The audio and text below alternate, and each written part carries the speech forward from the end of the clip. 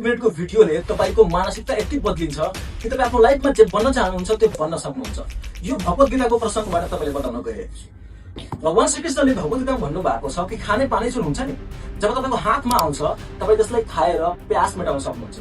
तर त्यही पानी जब तपाईँ नालीमा खसिहाल्छ, सेम पानी हो, जब नालीमा खसिहाल्छ तपाईँ आफ्नो खुट्टा पनि धुनु हुँदैन। पानी त्यही हो, हातमा आयो तिर्खा मेटाउन सक्नुहुन्छ। पानी त्यही खसिहाल्छ, नालीमा खसिहाल्छ, तर खुट्टा पनि धुनु हुँदैन। त्यही पानी जब एउटा सिपमा, त्यो पानीको थोपा जब सिपमा खस्छ, मोती बनिहाल्छ। देख्नुभयो तपाईँले, राइट? मेरो क्वेसन छ तपाईँसँग, तपाईँ कस्तो व्यक्तिहरूको सङ्गतमा हुनुहुन्छ? किनभने जबसम्म तपाईँको सर्कल सराउन्डिङ चेन्ज हुँदैन तबसम्म तपाईँमा त्यो गति, त्यो मोती बन्ने क्वालिटी निर्माण हुँदैन।